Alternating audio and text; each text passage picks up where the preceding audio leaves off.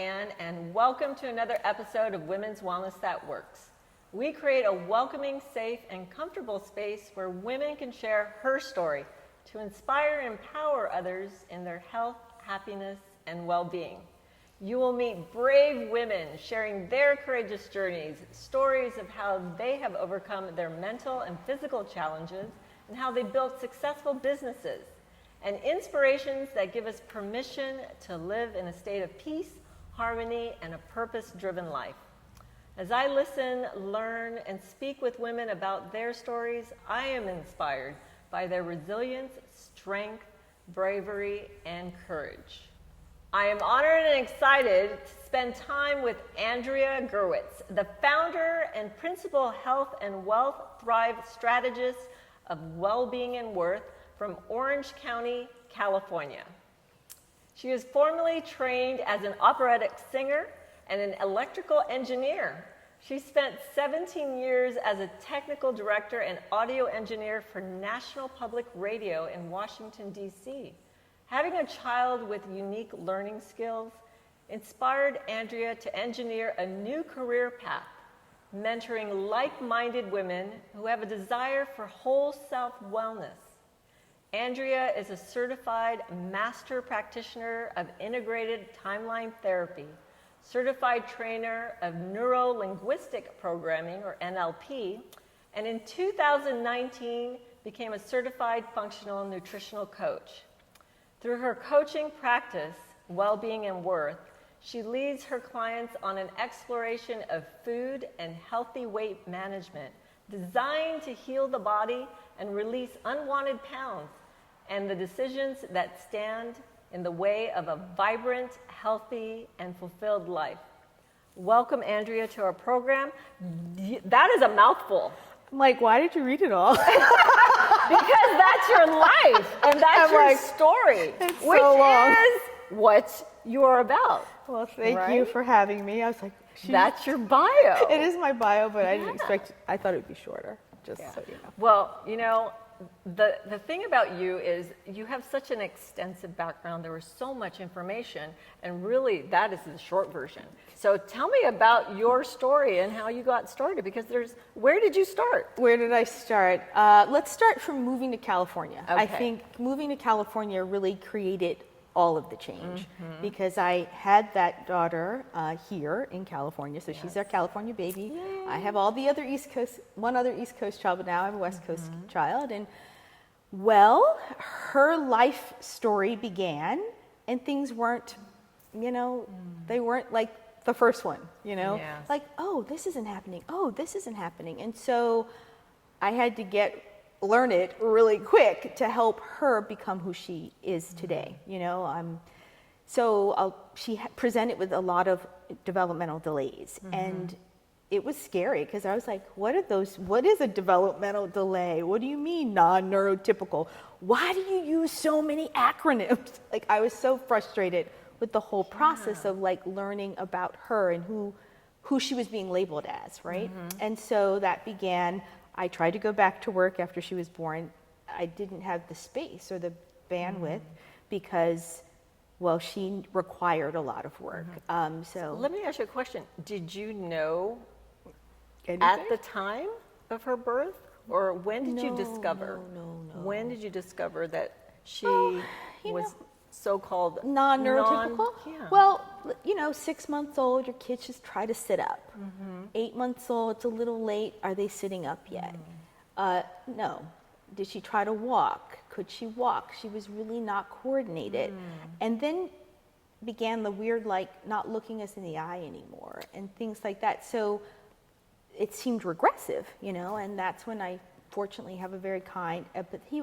He's like, well, you know, you have a bilingual family, language might come later. But one day he saw her the way I sometimes saw her. He was like, well, let me introduce you to something called the Regional Center here in Orange County.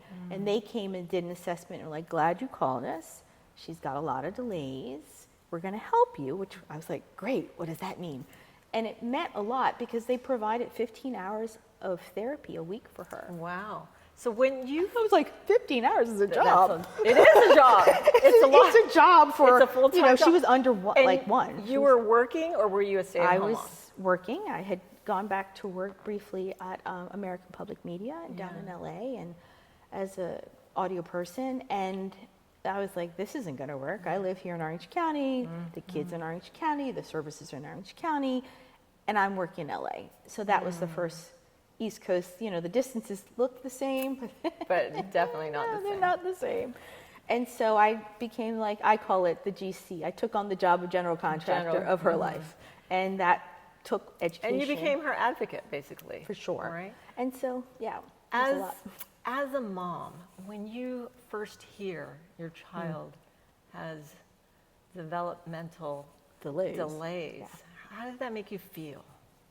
I was panicked because I was like, what exactly is a developmental delay? When you tell an engineer somebody there's a problem and then you don't give any explanation, you're like, oh, you know, this isn't working for me. And so it began a big journey of like, what do they mean by all of these words? Why are they saying things like she needs OT and we're going to go to PT and she's going to have a little ABA therapy? I was like, more really? acronyms. More acronyms.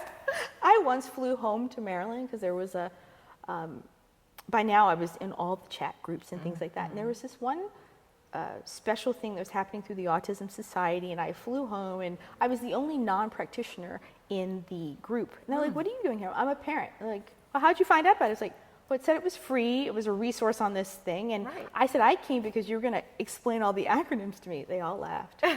But the guy leading the class was like, I wish all parents were so involved in it to win and it. Yes, yeah, you know, he was you like, you're like, you didn't know the I said, no, I can't go and help her. That's probably because of your engineering background. I think so. And, you know, coming from a logical mind, more strategic mind, right? That helped you. It did. And so what was the approach? What was your first approach and first steps? The first steps were, you know, the first things they usually tell your kids when they're non-neurotypical is get all the gluten and all the dairy out of their lives. As I go, that's cool. My daughter, the first one, was terribly allergic to both. So we didn't have that in her immediate environment. So that helped her a lot, I think. And then there were just, you know, take these supplements, do these things. She has to be here. She has to, I mean, I was really her chauffeur. Right. I drove her. I mean, it was a lot because I was here alone. My family's back east. It was scary. It was overwhelming. But, you know, in a way, it gave me a purpose since I was newly here in California. Right. And you basically created a group, a new group. I did. I had to become a part of many communities to help me help her, right? Exactly. So that's how this journey to entrepreneurship even happened, because I realized I was not really fully equipped to be home all the time. I needed to get out of the house because I was getting a little brittle or a little edgy, you know? So I had heard about, somebody introduced me. It's really funny. I was sitting in a Starbucks, and this gentleman walked up to me, and no one ever walks up to you in Orange County. No offense, Orange County, but they never walk up to you. And he was like, hey, do you want to make some money? And the first thing I was looked at him and I said, is it legal?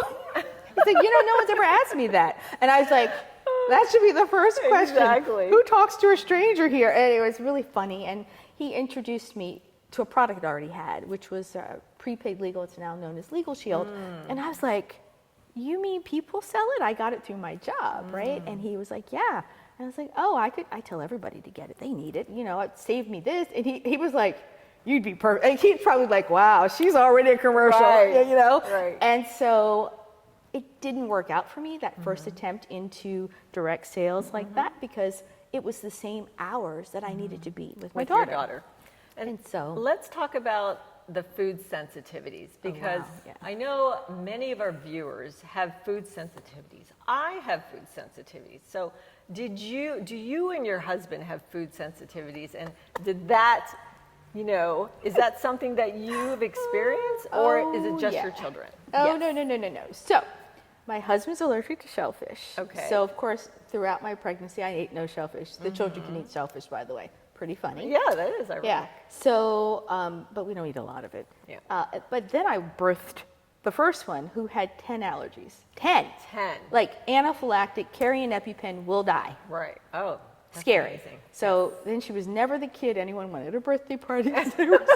so Right. So afraid. what do you serve her? What can you eat? I always brought her food. Right. It was So always every a time she was matter. invited, you Anytime would she bring was your own invited food. anywhere, we'd go anywhere. I would just take her food. It was just safer. And then the second one, Cleo, was born with only 4. So Yeah. food allergy was a very big part of my life maintenance before I got here, but it became in earnest when, I applied the right things. So it was really, this is another good story. So, I have to meet a new allergist and get EpiPens and do the whole thing for school, and they all need 2 or 3. It's a nightmare. And so I go to this new allergist, and I'm like, hi, my kids are really allergic. I need an EpiPen. He's like looking at them. They don't look allergic. And I said, what does it mean to look allergic? What does it? I was like, my East Coast prickly self was like, oh, here we go. They don't look allergic. Like, hello, I'm telling you, I'm their mother. They're allergic. Right. I've got the papers to prove it. Right. He's like, well, they don't have any eczema. They're not scratching. They don't have any hives. And I said, well, avoid means avoid. Right. Not, I'll have a little. Exactly. Because they can't have a little. They can't have any. And so he did the blood work. He's like, holy crap. And I was like, yeah, it's intense. He's like, but he complimented me. He says, you're doing whatever you're doing, they're thriving because they don't appear as allergic children. And so that's interesting you say that, because everything starts in our gut. It totally right? does. Healing starts in our gut. Yep. And I talk about this on numerous occasions to many, many women about our gut health, our microbiome. For So sure. what have you learned from your children's sensitivities? And of course, you and your husband. And being a certified functional nutritionist. That's what got me back to school, because I really was like, I get food allergy, but there's more to this microbiome development than avoiding foods, because you have to eat food. Right? Yes. I mean, you have to eat We have to live. survive, right? You have to, and so that became very interesting to me to approach, like, because each of us, like, you can eat things that I can't eat, and probably vice versa. Exactly. And so knowing that and knowing how the body will react based on your own bio-individuality became very fascinating for me. So I really appreciate, I went to the Functional Nutritional Alliance, headed by another Andrea. She's Andrea Nakayama. Shout out to her. Oh, I do. I'm familiar with her. Okay. Yes. That's who I studied Yeah, with. that's great. And I just love her approach, Yes. that you get to the root. And so we are, what do we do, like, specifically, or like, what do I tell people? Like, I think your gut needs to be spackled really well. Like, whatever you can do to make sure it's impermeable, like all the food stays in, all the acids right. stay in, is your number one job. Yes. I tell people all the time, your job is really to feed your little critters so that you can have a great life. And they're like, you're Otherwise, autoimmune exactly develops, right? Autoimmune Absolutely. disease and so forth. is the And instigator of that. so let's talk about some women or parents out there who have children with food sensitivities, or maybe they're not aware. What and who do they see? Well, I think you get suspicious if you're not aware. If your kid is like, my stomach always hurts when I eat that, Mom, that's a red flag. Always hurts, like, do they get super tired? Are they running around with dark circles under their eyes? Then something for sure is not happy in their tummies. And you, first thing, would hopefully talk to your doctor. Now, your ped might go, well, let's do a few allergy tests. It took a lot for me to get my first daughter's eczema treated. She was 10 months old and covered in sores Yes. that bled. And I Yes. was like, you said the eczema was going to go away. And she was like, oh, let's do some blood tests. She finally capitulated to this. And she called me back and was like, oh my God, don't give her tuna, salmon, onion, garlic. I mean, there were 10 things: wheat, eggs, nuts. I was like, she's 10 months old. She's Right. had rice cereal and some peas. Exactly. Okay, so take out the peas. Right. I was breastfeeding. I stopped So eating you all of stopped that. eating it, And which I- I don't think most women understand. The food that you're eating transfers into your child during I pregnancy. just got goosebumps because, hold on, I stopped eating the 10 foods she couldn't eat, and her skin changed within 72 hours. Amazing. Like, to Yeah. the point, I was like, I'm not surprised. I was like, where is the eczema? Like, where did it go? And my husband and I were like, whoa, this is way deeper than we thought. The house had been cleared out after that weekend, and there began that journey for food for us. And so what does your diet look like? Well, my particular diet, as I'm dealing with my own autoimmune things that have reared their head more, let's say, vocally, since I'm in that, I like call it the spicy time of life. I hear you. Woo. So it's in flux, like, because what I've been eating hasn't necessarily been, it's not working as well as I would like, let's put it that way. Yeah. So I'm a big bone broth proponent for just to keep my gut lining well. I've had to really let go of even drinking wine, which makes me very, very sad. And during that phase, especially during the phase of perimenopause and menopause, alcohol does aggravate our hormones. So In a big way. Unfortunately, ladies, I had to let it go. Yeah, we have to let go of alcohol. I mean, sometimes it will just aggravate our hormones to the point As soon as I stopped drinking, for instance, even a glass of red wine, I had no more hot flashes. Yeah. Like that. Yep. Like, they're gone. Damn hot flashes. And oh well, it's, I guess, whatever. So there's that. What else is and I'm an intermittent faster now, and I've adjusted my protein intake, and that's seemingly getting the system together. So what would you say to someone who would like to lose weight? Depends on your age, depends on your stress and your sleep. I'm a big proponent on all of those. Yes. I'm going to add in breathing and meditation because people are like, you want me to do what? I'm like, yep, I need you to quiet the mind because your body is screaming for help, right? It's screaming for help right now. And it's funny when I say this in this simple way, they're like, what do you want me to do? I was like, I really want you to chill. Like, I really want you to create some boundaries, create some space, get your sleep, and we're going to see your body change, and we're going to make some, we're going to make caloric reductions if we have to. We're going to change your diet, find out what's inflammatory, what's in your system. Yes. And then they're like, I go, what, too easy to believe? I'm like, I know. Yeah. And what's the process? Oh, how long is the process? Oh, the process depends on how compliant the client is. Correct. Right? Like, it is. Saying no to certain things that might be triggering the system is difficult. Is the hardest part. And I think one of the triggers that most people that I have coached is dairy. Yeah. Dairy is definitely one of those, I cannot get rid of dairy. Well, I'm a vegan and I've been lactose intolerant for, I'd say, about 27 years now. So there are options. And they're getting better and better all the time. They are. In fact, the food that we have here today is all vegan, so definitely, and it's non-dairy. Yeah. Right. So there are options. So really getting the 7 known allergens out of the system for a while. Okay, so they're going to be, for the ones I take out, are going to be wheat, corn, and soy. They're like, corn? I'm like, I'm sorry. Yes, I'm asking you to do the corn. Yes. The dairy for a bit. And then, of course, I will ask them to refrain from seed oils.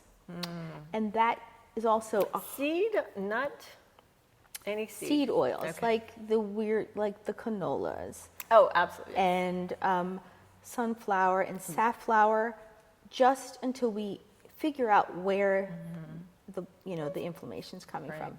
I let them have olive as long as it's not cooked. To sort of figure that out. They can have coconut, some avocado, but I really try to clean up first. Let's see, what are the known allergens? If they can tolerate nuts, they get to stay.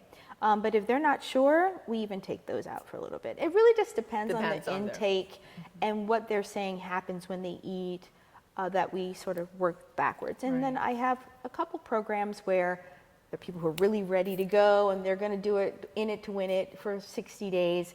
And we have a very intensive back and forth. I have another program. It's another 60-day program because nothing really happens. Oh, overnight. Fast. Right. They're and that's another thing. I have to say that people want a quick fix. They do. And it took you all these years to get to where you're at. So guess what? It's going to take a little bit longer to unwrap it, for sure. Yeah. And so the second program, I really work on their mindset and the food at the same time. Yes. And it's technically a liver cleanse, but I don't call it that because no one would do it then. So I do like that, the mindset. Maybe it's a mindset cleanse. It is. So it's called the Detoxification and Rejuvenation Reset on purpose, because I walk them out of the foods that they think they must have. Right. And we do, depending on their temperament, where they started, it's either a rawish week at the end in the first 4 weeks. And then we build back the foods. Because one of the things that I really want people to understand is once your gut is healed or is in the process of healing, foods you think you can't eat, you don't know until you test. So you have to take it away and then you reintroduce. So we have 4 weeks of reintroduction to get them back to. So let's go back to your daughter. Yes. A little bit. If there is or parents out there who are experiencing what you've experienced, what advice would you give them? First, refuse to panic. And I want you to embrace the idea that your child is so capable. I think I was very much, I had a conversation with my husband, and he's like, these things are super expensive. And I was like, and so? Yeah. I said, we have this responsibility of creating an independent woman. And I meant the independent woman part really intently. I said, and so whatever that takes is going to be cost effective to do it now. Right. Versus trying to unpack her feelings of lack and her feelings of less than if she doesn't have a strong constitution to begin with. Yes, yes. And I think he believes me now because she's remarkable. So don't panic. What else? What other advice would you give parents? Look for resources. I mean, there are lots of resources out there, and yes, it's exhausting. There's so much online.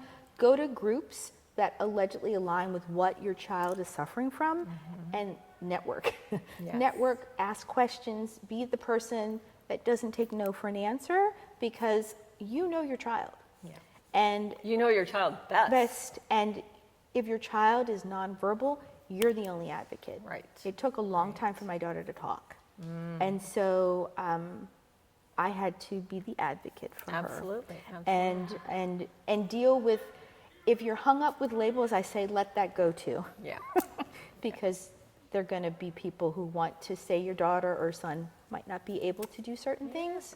And just say, we'll see about that. Well, I'd like to ask you a few questions. Okay. In one word, my purpose is? To empower women to seek their own agency at any age in their life. Beautiful. Being healthy means? Everything. Yes. Everything. Beauty is? Vibrantly being you. Vibrantly. I love that. I find strength in? Oh, so many things. Strength. I think the beauty of every day, of like getting up and being able to do what I do every day. And being a woman is? A miracle. And guess what? You are a miracle. Thank you. Thank you for being that advocate for your daughter and for being a role model to so many parents out there who have or are going through the same and some of the similar situations you have. So thank you for being that person. Oh, thank you. And I appreciate you so much. Thanks for having me. I could speak with you all day, but we have to go. We have to go. But we will be back. I'd like to. So thank you very much for Thank being you. here. If any of this resonates with you, where can we find you, by the way? On Instagram and Facebook at Wellbeing and Worth. My website's almost online, www.wellbeingandworth.com. And on LinkedIn, you find me under my name, Andrea Gewirtz. Great, Andrea. So let's send Andrea some love. She is amazing, a powerful mother, an advocate for her daughter. And so if any of this resonates with you, please, please share some love. Remember, every woman has her story. What's your story? We'll see you next time.